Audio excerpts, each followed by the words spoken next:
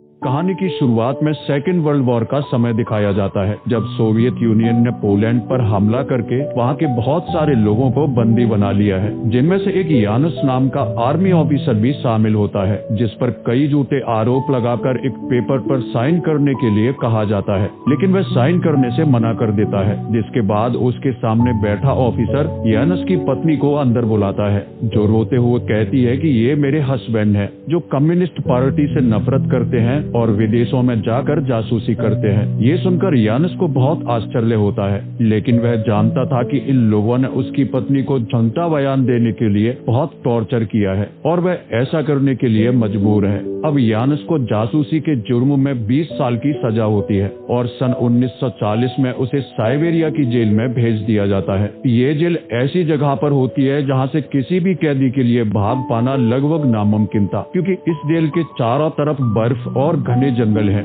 तभी जेलर आए हुए सभी नए कैदियों को वार्न करते हुए कहता है कि आज तक इस जेल से बचकर कोई नहीं भाग पाया और जिसने भी यहाँ से भागने की कोशिश की उसे मौत ही नसीब हुई। अब जब सभी कैदी खाना खाने के लिए लाइन में लगे होते हैं, तभी यानुस एक बुरे कैदी को देखता है जो बहुत भूखा होता है। वह उसे अपना खाना दे देता है। ये देखकर वहाँ खड़ा एक और बुरा कैदी कहता है कि यहाँ इंसानियत के लिए कोई जगह नहीं है। अगर तुमने उसे खाना दिया तो ये लोग तुम्हारा भी राशन आधा कर देंगे। दरअसल इस जेल में अलग अलग देशों के कैदियों को रखा जाता है, जिनके साथ यहाँ बहुत ही गलत व्यवहार किया जाता है। तभी यानुस की मुलाकात एक और कैदी से होती है, जिसका नाम खाबरोव है। वह बताता है कि मैं एक एक्टर हुआ करता था और जब मैंने एक फिल्म में अमीर आदमी का किरदार किया तो इसके लिए मुझे 10 साल की सजा सुनाई गई। ये सुनकर यानुस को बड़ी ही हैरानी होती है और तभी वह पूछता है कि क्या इस जेल से भागने का कोई रास्ता है।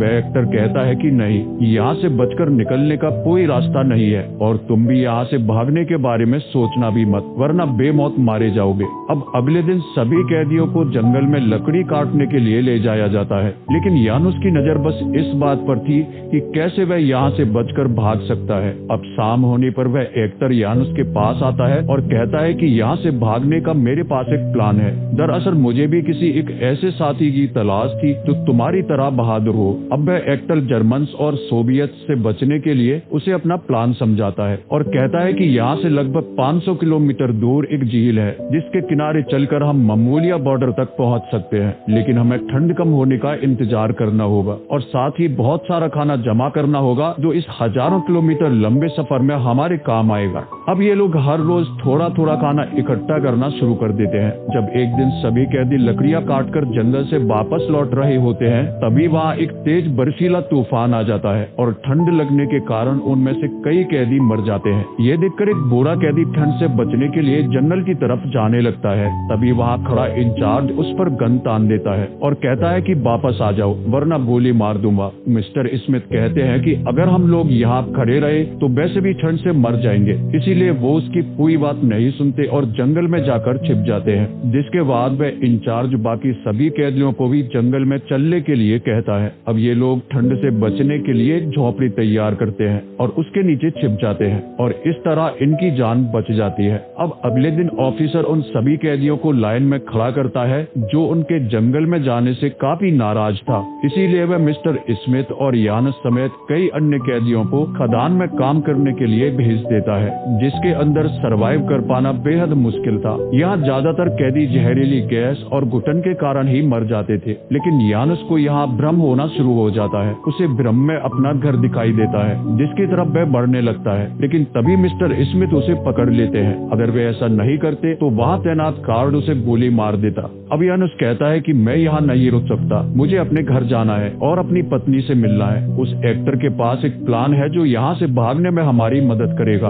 तभी मिस्टर स्मिथ कहते हैं कि वह सच झूठा है, उसने मुझसे भी यही कहा था, लेकिन अगर तुम सच में यहाँ से भागना चाहते हो तो मैं तुम्हारे साथ हूँ। यानुस पूछता है कि तुम मेरे साथ क्यों आना चाहते हो। मिस्टर स्मिथ कहते हैं कि तुम एक अच्छे इंसान हो, अगर मुझे रास्ते में कुछ हो गया तो मुझे पूरा भरोसा है कि तुम मुझे उठा लोगे। अब उसी रात को यानुस 7 लोगों के साथ मिलकर यहाँ से भागने का प्लान बनाता है, जिसमें मिस्टर स्मिथ जो एक इंजीनियर है, बालिका जो एक रशियन क्रिमिनल है, तोमाज जो एक आर्टिस्ट है, वोस जो एक प्रीस्ट है, जोरान जो एक अकाउंटेंट है और काजिक जिसे रात में दिखाई नहीं देता है। यानुस कहता है कि आज मौसम खराब होने के कारण तेज हवाएं चल रही हैं और हम लोग आज रात यहाँ से भाग सकते हैं। अगर आज रात हम यहाँ से भागेंगे तो पैरों के निशान खुद ब खुद मिट जाएंगे, जिससे गार्ड हमें नहीं ढूंढ पाएंगे। अब उस रात ये लोग जनरेटर बंद कर देते हैं, जो सिर्फ 10 मिनट के लिए ही बंद हो सकता था, और लोहे की तार काटकर सभी लोग यहाँ से भाग जाते हैं। अब अगली सुबह जब गार्ड को इसके बारे में पता चलता है तो वो लोग उनका पीछा करते हैं, लेकिन तेज बर्फीली हवाओं के कारण उन्हें कुछ भी दिखाई नहीं देता। जिसके बाद एक ऑफिसर उनके पीछे डॉक्स छोड़ने के लिए कहता है। वहीं दूसरी तरफ ये सभी कैदी लगातार आगे बढ़ रहे होते हैं,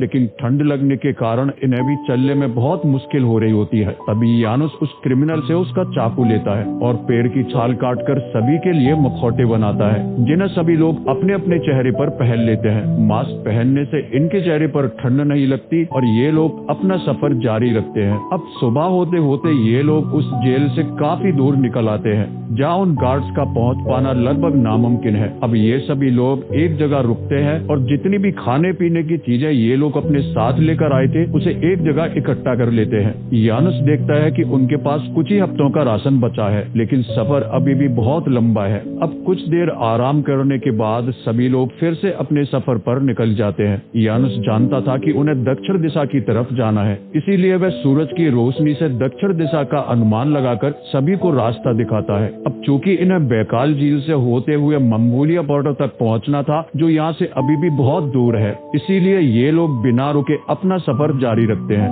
अब जब रात होती है तो ये सभी लोग खाना खाने के लिए एक जंगल में रुक जाते हैं। तभी यानुस कहता है कि आज रात ठंड बढ़ने वाली है, इसीलिए हम लोग यहीं रुकेंगे, लेकिन आग जलाने के लिए हमें लकड़ियां इकट्ठा कर लेनी चाहिए। जिसके बाद सभी लोग लकड़ियां लेने के लिए जंगल में चले जाते हैं। तभी वह लड़का जिसे रात में दिखाई नहीं देता था, वह लकड़ियां लाते वक्त रास्ता भटक जाता है। अब जब सभी लोग लकड़ियां लेकर वापस आते हैं तो देखते हैं कि उनका एक साथी कम है, जिसे ढूंढने के लिए ये लोग फिर से जंगल में जाते हैं, लेकिन वह उन्हें कहीं नहीं मिलता। जिसके बाद ये लोग थक हार कर वापस आ जाते हैं और सुबह होने पर देखते हैं कि उनका वह साथी उनसे थोड़ी ही दूर बैठा है, और जब सभी उसके पास जाते हैं तो देखते हैं कि वह ठंड से जमकर मर चुका है, जिसे ये लोग वही दफना देते हैं। यानुस कहता है कि आज एक आजाद इंसान की मौत हुई है। जिसके बाद ये लोग अपने आगे के सफर पर निकल जाते हैं। अब इन लोगों को चलते चलते कई दिन बीत जाते हैं और इनका खाना भी खत्म हो चुका है। ये लोग इतने भूखे होते हैं कि कीड़े मकोड़े यहाँ तक कि पक्षियों के अंडे भी खा जाते हैं। दरअसल इन लोगों को बैकाल झील तक एक हफ्ते पहले ही पहुँच जाना चाहिए था, लेकिन रास्ता भटकने के कारण ये लोग अभी भी झील से बहुत दूर होते हैं। एक रात जब ये लोग सो रहे होते हैं तभी इन्हें कुछ जानवरों की आवाज आती है, और जब पास जाकर देखते हैं तो कुछ भेड़िए अपना शिकार खा रहे होते हैं। ये लोग उन भेड़ियों को वहाँ से भगा देते हैं और खुद उस शिकार पर जानवरों की तरह टूट पड़ते हैं, क्योंकि ये लोग कई दिनों से भूखे थे।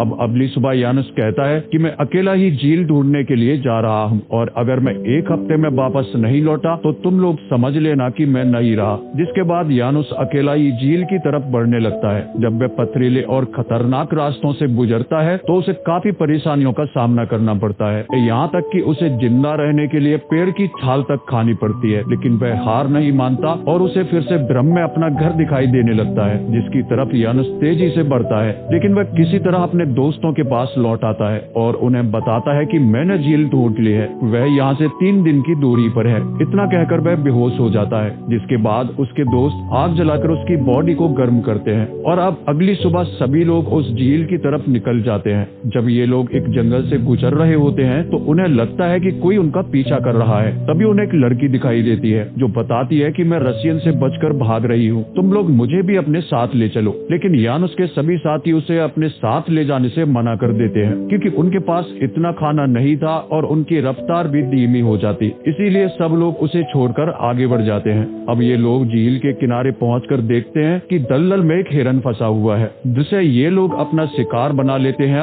और अब इनके पास कई हफ्तों का खाना था। तभी उनमें से एक शख्स जो प्रीस्ट था वह उस लड़की को वापस लेने के लिए जंगल में जाता है और शाम होने तक उसे अपने साथ ले आता है, जिसे ये लोग खाना खिलाते हैं और अपने साथ शामिल कर लेते हैं। अब रात भर आराम करने के बाद सभी लोग एक बार फिर से अपनी आगे की यात्रा पर निकल जाते हैं। ये लड़की भी इनके साथ घुल मिल जाती है और बताती है कि मेरा नाम इरियाना है और मैं पोलैंड से हूँ। मेरे पिता एक क्रांतिकारी बनना चाहते थे, लेकिन कम्युनिस्टों ने उन्हें मार दिया। अब ये सभी लोग कई हफ्तों तक चलने के बाद मंगोलिया बॉर्डर तक पहुंच जाते हैं, जहां गांव के लोग अपने खेतों में काम कर रहे थे। लेकिन सोवियत यूनियन और मंगोलिया का बॉर्डर पार करने से पहले उनका क्रिमिनल साथी बॉल्का कहता है कि मैं यही रुकना चाहता हूँ, मैं अब तुम्हारे साथ और आगे नहीं आ सकता। जिसके बाद यानुस उसे गुड बाय बोलकर आगे बढ़ जाता है। अब जब ये सभी 6 लोग बॉर्डर पार करके मंगोलिया पहुंचते हैं तो उन्हें गेट पर कम्युनिस्ट पार्टी के लीडर स्टालिन का फोटो दिखाई देता है, जिसे देखकर ये लोग समझ जाते हैं कि कम्युनिस्ट ने मंगोलिया पर भी कब्जा कर लिया है। ये देखकर सभी लोग हताश और निराश हो जाते हैं, क्योंकि इन लोगों ने यहाँ तक पहुँचने के लिए अपना पूरा जीवन दांव पर लगा दिया था। लेकिन अब मंगोलिया भी उनके लिए सुरक्षित नहीं था। तभी यानुस कहता है कि हम चाइना के रास्ते तिब्बत जाएंगे और वहाँ से इंडिया, क्योंकि इंडिया में अभी ब्रिटिशर्स का राज है, जहाँ हम लोग सुरक्षित रह सकते हैं। लेकिन इंडिया पहुँचने के लिए हमें हिमालय के पहाड़ों से गुजरना होगा। अब ये लोग एक बार फिर से निश्चय करके अपने सफर पर निकल जाते हैं, जो अभी भी हजारों किलोमीटर लंबा था। यानुस ये बात जानता था कि उनमें से सभी लोग इंडिया नहीं पहुंच पाएंगे, क्योंकि उनके सामने विशाल गोबी डेजर्ट था, जिसे पार कर पाना इतना आसान नहीं था। यहाँ ना तो पीने के लिए पानी था और ना ही खाना। अब इन्हें रेगिस्तान में जो भी छोटे मोटे जानवर मिलते, ये लोग उसे मार कर खा जाते और प्यास बुझाने के लिए कपड़ा गीला करके चूस लेते। ये लोग धूप से बचने के लिए अपने ओवरकोट्स और बाकी कपड़ों का इस्तेमाल करते हैं, लेकिन गर्मी के कारण इन सबकी हालत खराब हो जाती है और अब इनके पीने का पानी भी खत्म हो चुका था। तभी मिस्टर स्मिथ को पूर्व दिशा में कुछ पेड़ दिखाई देते हैं और उन्हें लगता है कि वहाँ पानी जरूर होगा। यानुस कहता है कि ये हमारा भ्रम है, वहाँ कोई पेड़ नहीं है और हमें पूर्व नहीं दक्षिण दिशा की तरफ जाना है। लेकिन मिस्टर स्मिथ किसी की बात नहीं सुनते और उस तरफ जाने लगते हैं। लेकिन जब वे यहाँ पहुँचते हैं तो इस जगह सच में पानी का एक कुआं होता है, जिसे देखकर ये लोग खुशी से पागल हो जाते हैं और पेट भर के पानी पीते हैं। इन सभी लोगों का मन होता है कि कुछ दिन आराम करने के लिए हम यही रुक जाते हैं, लेकिन यानुस उन्हें समझाता है कि यहाँ पीने के लिए पानी तो है, लेकिन खाना नहीं है और बिना खाने के हम लोग कमजोर हो जाएंगे और फिर चलने के लायक नहीं बचेंगे।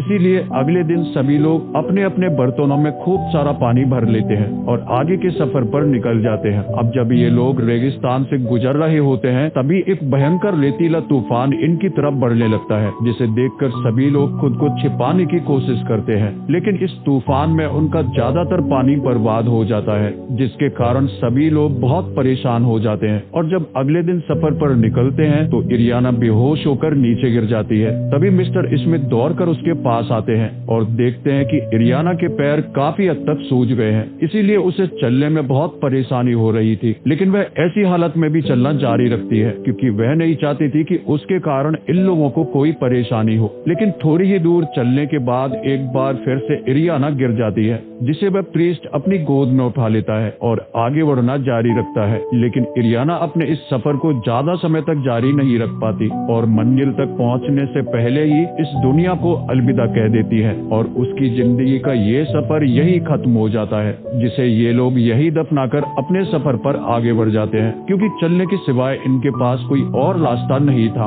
अब इनके पास बहुत थोड़ा पानी बचता है, जिसे पीकर ये लोग अपनी प्यास बुझाते हैं। लेकिन थोड़ी ही दूर चलने के बाद इनका एक और साथी जो आर्टिस्ट था, वह बेहोश होकर नीचे गिर जाता है और उसकी भी मृत्यु हो जाती है और अब ये 4 लोग ही बचते हैं, जो अपने एक और साथी को दफना कर आगे बढ़ जाते हैं। अब जैसे जैसे ये लोग आगे बढ़ रहे थे, उनका शरीर और हौसला दोनों ही टूटते जा रहे थे, लेकिन ये लोग फिर भी हार नहीं मानते और कई दिनों का सफर तय करने के बाद रेगिस्तान को पार करने में कामयाब हो जाते हैं। तभी यानुस देखता है कि सामने पहाड़ है, जहाँ जरूर पीने के लिए पानी होगा। लेकिन अब मिस्टर स्मिथ भी थक कर नीचे गिर पे थे और कहते हैं कि तुम लोग मुझे छोड़कर चले जाओ, अब मैं और नहीं चल सकता। यानुस कहता है कि हम तुम्हें अकेला छोड़कर नहीं जाएंगे। इसीलिए वह अपने दोनों साथियों को आगे चलकर पानी ढूंढने के लिए कहता है और खुद मिस्टर स्मिथ के साथ शाम होने तक उनके पास पहुंच जाता है। अब चूंकि ये लोग बहुत थके हुए थे, इसीलिए वही सो जाते हैं और जब सुबह होती है तभी एक सांप तोमाज के पैर पर चढ़ जाता है और जब वह उसे पकड़ने के लिए उसके पीछे जाता है तो उसे वहाँ पानी का एक रिसोर्स मिल जाता है, जहाँ से बहुत थोड़ा सा पानी रिस रहा था, जिसे चाट चाट कर सभी अपनी अपनी प्यास बुझाते हैं और मिस्टर स्मिथ को भी पानी पिलाते हैं। ये लोग उस सांप को भी पकड़ लेते हैं जिसे खाने के बाद इनके शरीर में थोड़ी जान आ जाती है।